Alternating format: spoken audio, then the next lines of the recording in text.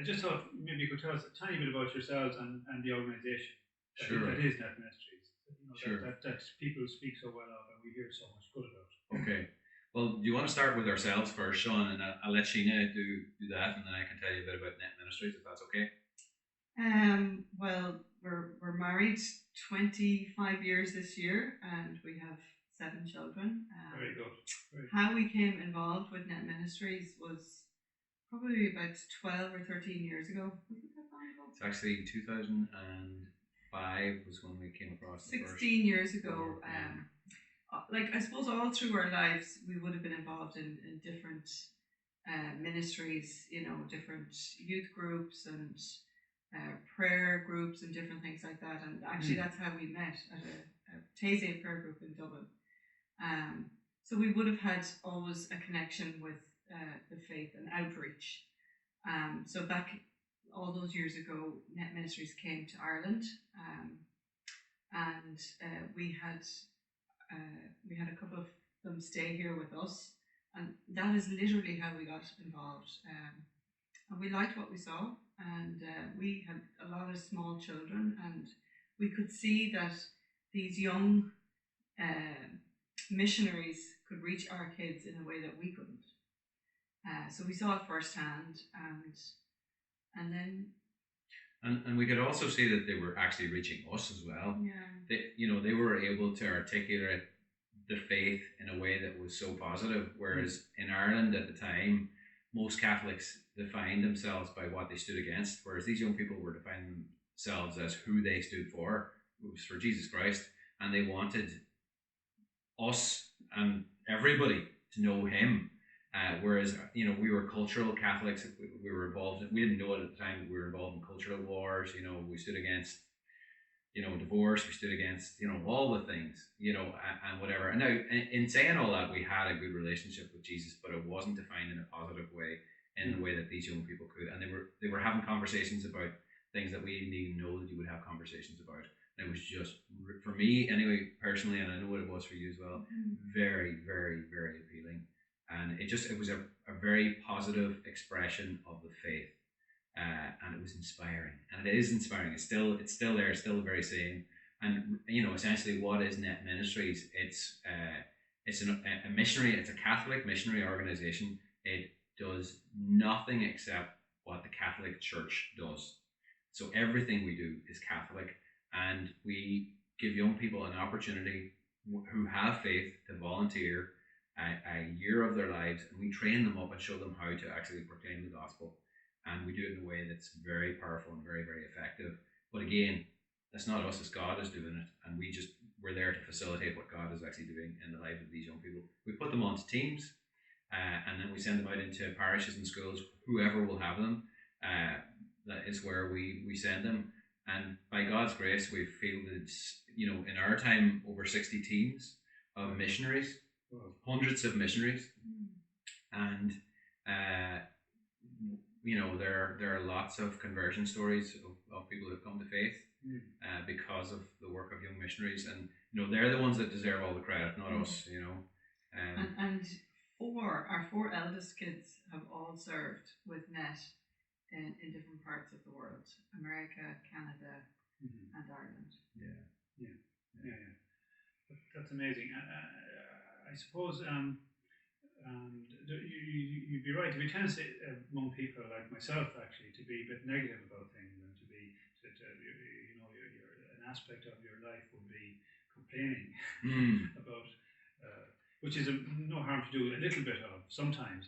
But what you're kind of portraying there is a huge positive point here. Isn't it? Yeah. That we have much to offer here, and the situation we meet isn't that crucial. What's important is we're offering. That's what I'm gathering. Absolutely. Like, Jesus is real. What the Catholic Church is a full deposit of the faith, and it's our home. And let's start telling people about him and all that we've got to offer. And we face a lot of challenges at the best of times, and we're not in the best of times. But the blood of the martyrs is the seed of the church, and we're facing persecution at the minute. We're not allowed to say mass or hear mass. We're not allowed to say or hear confession. Our priests aren't allowed to hear confession. And I'm not saying bring it on, but I am saying bring it on. You know, because this is good in the worst of times. These are the best of times for the church. Mm-hmm. And it's difficult, and we're still here. We're proclaiming the gospel.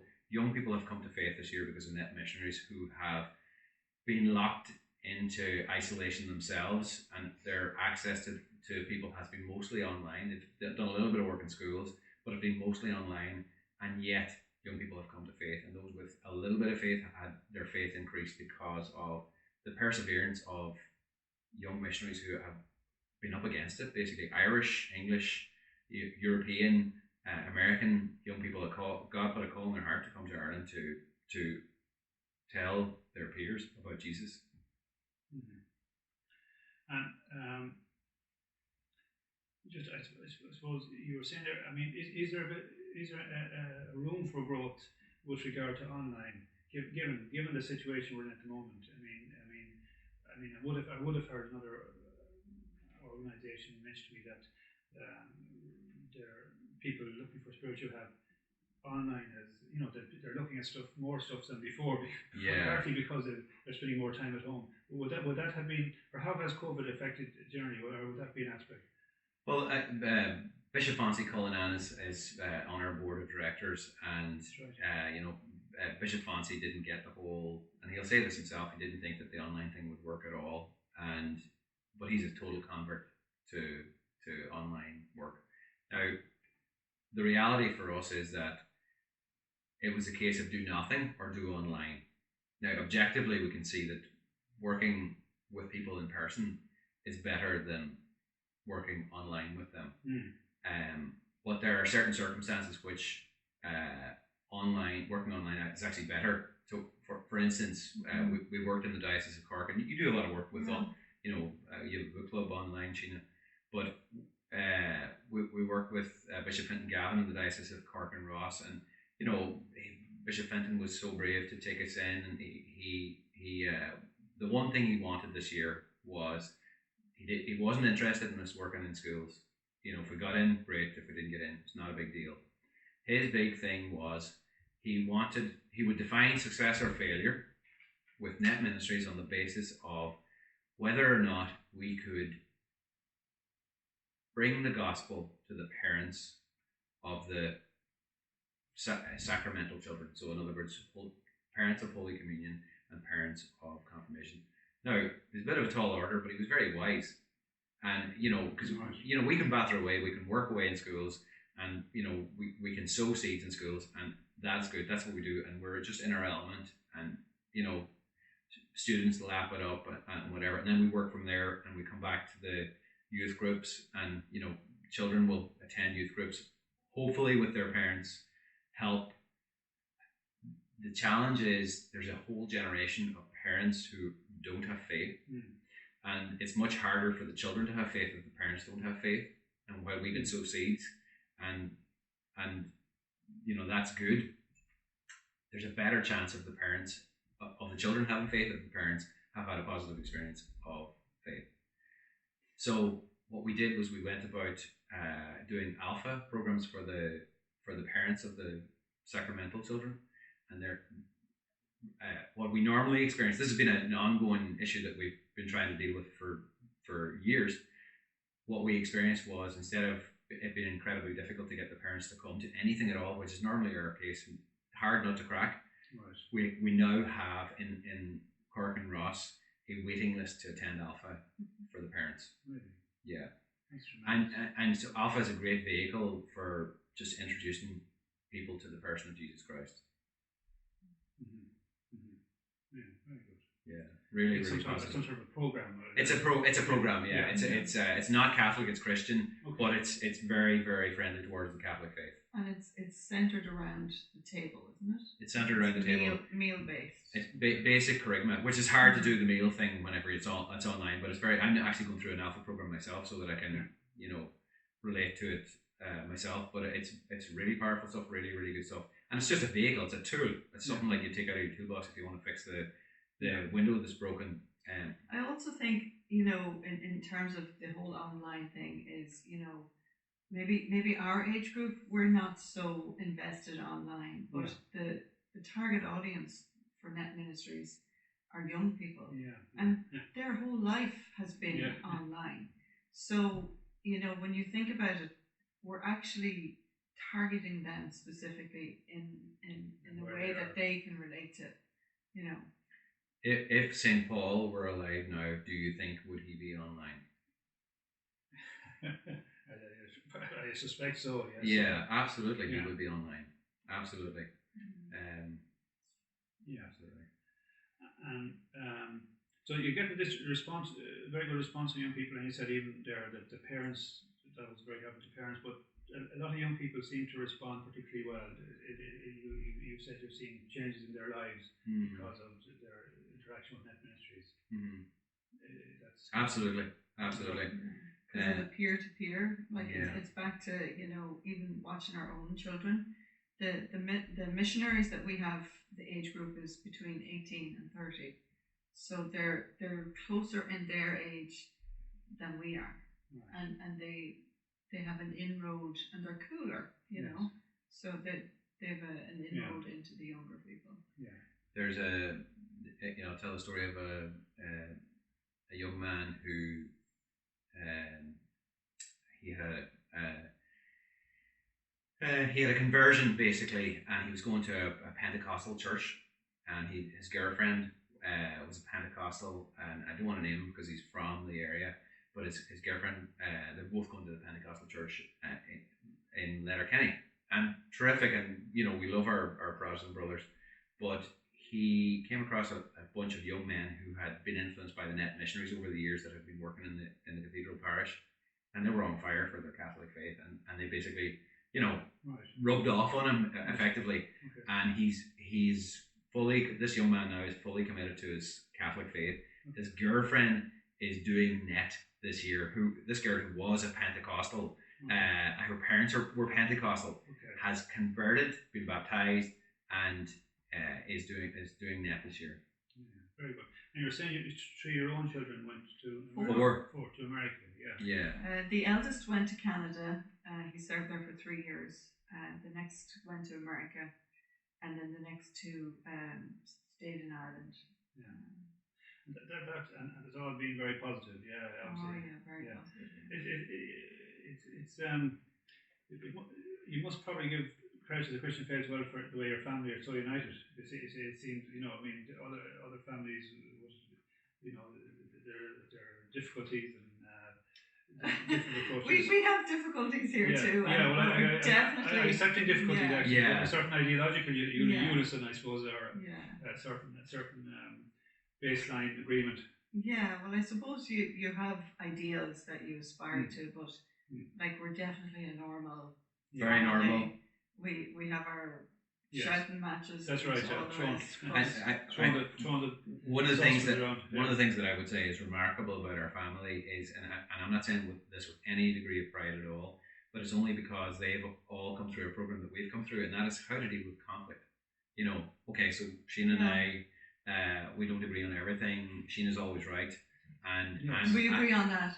We agree on that. Yeah. But it's and our children have learned to actually deal with their own conflict themselves, and Sheena and myself with them individually, and that's just a healthy skill to be able to actually apply in life, and that's setting their marriages up for success in the future, or at least a better chance of success, in terms of and we only really learned that through net, through attending net training, and we give a talk on how to resolve conflict. And particularly in a marriage, each person comes with their own learned behaviour of how to resolve conflict. And mine was to get up and walk out and slam a door. I thought that's how you handle it. You just run away from it. So we've had to learn to come together and just sit down and talk it out, and this is how I feel, and and that has rubbed off on the rest of the household. Doesn't mean we don't have conflict, but we try and resolve it. That's very interesting. And I suppose I think generally kids even though I'm single myself, so how would I know, I suppose, but I think kids pick up a lot from their parents. Yeah. You know, they pick up a lot, they notice a lot more about their parents than their parents possibly think. Yeah, I know, it's a massive responsibility. Yeah, I suppose that can work both ways, yeah. But I mean, I think they do understand as well that parents have faults, and they can see beyond that if the parent is trying, you know, in a lot of areas. But anyway, perhaps. But just then, you have your family has a business in town. Do you miss being involved in that business at all, or is it just this is growing now, this net ministry, so this is a big challenge, bigger challenge. The hassle is as much with net ministries, like the hassle is as big with net ministries as it is running a business. The satisfaction in, you know, selling furniture, selling wallpaper, is nothing in comparison to a young person who's come to faith. You know, you just can't compare. That's a life change completely. Whereas, you know, selling somebody a table and chairs, it may make them happy for a month or two. This is something that's, you know, eternal. So in terms of, there's hassle with running a ministry. We, you know, on a big year we might have 80 people. On a small year like this year, because of COVID, we have 50 people. And there's, you know, you're just helping people, you know, and shepherding them and whatever. So that's part of my role. But it's a different commodity, and the commodity that I'm currently selling is one that I want to sell for the rest of my life. Yeah. And when you say 80 people, you've 80 people involved. There are 80 young people. 80 young people between missionaries and staff that would be involved. And it's hard to believe that, you know, most Catholics in Ireland don't even know that net ministries actually exist. And those that do don't know the extent of the work that net missionaries actually do in the country. And it's, you know, it sounds like I'm bragging, but I'm not. This is actually what's happening. There are teams of missionaries around the country who are nutting away that, you know, on bringing faith to the people in their local area. And it's something that Irish people can actually get behind. We can get behind the idea of missionaries. We may be confronted by the fact that Ireland needs missionaries to come here, because it was always, you know, an uncle or a granduncle or a grandaunt went out to Africa to bring faith to the you know, young people out there, or the people out there. But we're now at a stage where we need them to come here, and we need more people to come, and we need Irish people to get behind organisations like net ministries, you know, prayer, you know, encouraging their grandchildren to have faith, and possibly, if they have faith, to consider a gap year, and, you know, and so on and so forth. You know, hosting net missionaries and financially supporting net as well. You know, it's very important that we have the finances to actually do the work that we do. And you have a website and all that. We have a website. Just look us up, Net Ministries Ireland. Yes. I think an additional bonus of, you know, moving from the business to net ministries is the community that we have kind of evolved into, because we have, you know, hundreds and hundreds of young people that have come through in the last few years here who have become our friends, you know, and our children's friends, and we're now starting to see the next wave where a lot of people are coming back here and settling here who have gone through net, who are married now and are starting their own families, and they're living in the area, and it's almost like, you know, a natural creation of a community where everybody's like-minded, and it's beautiful. It's a lovely way to live. These are people who would have met you as young people here in this area. They're making a decision to rear the families here. And that's the way to grow a lot of things, isn't it? Absolutely. You know, you have to. It's like if you're involved in if you're say thrown into a county and you'll say, how do I get a good football team here? Probably you'd have to think, I've started under 7 under 8, 10 under 12, and build it over time. Absolutely. Any other way is going to be short.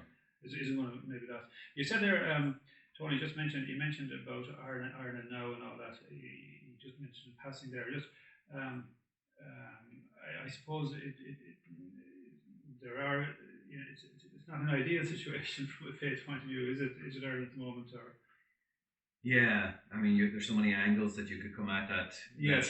statement from. That's right. Like we're, I'm old enough to remember when Ireland had faith generally, and we live at a time whenever there's perspectives, and we're led to believe that everything to do with the church in the say 80s was bad or 70s was bad. Yeah. And actually, that's not what I remember. I remember, a really positive experience of the church. I'm still grateful that our priests are there celebrating Mass, albeit behind closed doors. Yeah. And we're led to believe that every priest was somehow complicit in a ring of evil. And that's we've been browbeat into apologising for ourselves. Before we actually talk about the faith in Ireland at all in any legacy media sphere, that we have to say, well, that happened, but let's move on, kind of thing. We don't actually have that. That was a very small minority, and what we've got to offer is very, very positive. Yeah. And at a time, especially when people need, it's not that they need positivity because they're going through a hard time. We all need Jesus. We might know that we need Jesus, but we all need Jesus in our lives, and we all need faith. We might know that we need faith, but we all need it. Very good. You were saying there earlier, Sheena, that you're involved in the cookery. YouTube. Yeah, and maybe a book thing as well, is it? Well, maybe a book. I don't know. I didn't hear you quite correctly. No. She's written a book. She has written a book. Anyway, it all started, because we have so many young people that come over here, and a lot of them are straight out of high school or right. leaving cert, right. And they've never lived away from home before, and they don't know how to cook, and all of a sudden they're living on a budget, and we want them to stay healthy, and we want them to be able to live well. So I was originally, cooking here at home and taking photographs and writing up emails and distributing them. And one of the guys that works with us, Dennis, really encouraged me to start doing videos. And then lockdown came, and I had time to do them. And literally, time was massively available. So one day I just started making a video there at the kitchen, and I made one every day during the first lockdown. And I had no idea that people would be so grateful and appreciative for teaching them how to cook basic things. Some things are a little bit more complicated than others, but I learned how to use Instagram, and I have about 430 odd subscribers on YouTube. So I don't know where this is going to go. Yeah. I don't want to be famous, but I feel like I'm filling a need that's there. So I'm happy to do it. Yeah, and it's an outreach, and we don't know what the result of our efforts. Don't know what the result, and I like, my background is catering. I did go to catering college, so it's not a big deal for me to do it. And we're running a hotel here. Ask any of our kids. Well, I was just going to say, I mean, maybe it's a fine thing, because that's fine by me, and that's just stuff you want to have. But yes, the fact that you have 8 children, it's a large family. It's become unusual, kind of in Ireland. What would be your thoughts about I'm sure you find it enriching, or is it challenging as well, I suppose? I think the early years were definitely challenging, and I would have felt quite isolated, when I had 4 under 4, and it's only through the latter years, and probably particularly since we started in ministry, that we've met a lot of other families with large families, but you just get on with it. Like, it's life, if the job has to be done, you just get on with it. And now our eldest is getting married, and he's getting married now in August, and it's just lovely to see, them becoming adults and going away and then coming back, and that relationship is lovely, because you're not so much, kind of working the machine of keeping everybody going. You're investing in relationships when they're grown, and it is lovely. And a lot of that is through food. you know, and the gift of hospitality that you have, you know. And I would say in relation to a big family, you know, like traditionally, most of Europe had big families, and that's dissipated over the years, depending on the country you were in. We're very grateful to the Catholic Church for the fact that what it teaches, the end result is that we've had a big family, and while it was really challenging, really challenging, you know, you talking about 4 under 4, we're now seeing the fruit of that, you know, and we're very grateful. And if we didn't have our faith, we wouldn't have the benefit of that, you know, the fruit of that to marvel at. You know, it's just, we're just so grateful, you know, on a purely secular level. We're just really grateful that we've all these great people, our own kids in our lives, you know, and lockdown hasn't been lonely because of that. And I see that for a lot of families. I mean, I see that one, I don't want too many houses, but you know, the odd house, and you can see how families can actually become a bit closer, perhaps, you know, in a very normal way, and not necessarily bring religion into it all, just on a human level. They become closer. It's fantastic, and that's beautiful. And maybe a lot of people remember, you know. For sure. Please God, that things are normal soon. Our eldest and our youngest shaved their heads at the start of lockdown. So Brian moved home from Dublin, and because it's something they always wanted to do, and they could do it. And so they just balded themselves, and it looked like something out of a prison in Eastern Europe in the 1940s. But they had such crack, you know, and it was just good fun. Very good. That's John, else you want to add yourselves now? No, I don't think so, Sean. It's a big project and a lot of activity and big organisation, but sure. Yeah. I think just maybe to add, if there's anybody watching this who already have supported us, who've already given a year or 2 or 3 of their lives to do net in Ireland or any other country, for all those people who have, so we have a road team that goes around the country, under normal non-COVID circumstances, and there's hundreds of homes around Ireland who have taken those people in and keep them for a night or 2 and feed them. So just a big thank you to all those people and all our financial supporters and our prayer partners. We're very grateful. Yeah. We wouldn't be here if it wasn't. Absolutely. Very good. Okay. Thanks, John. Very good.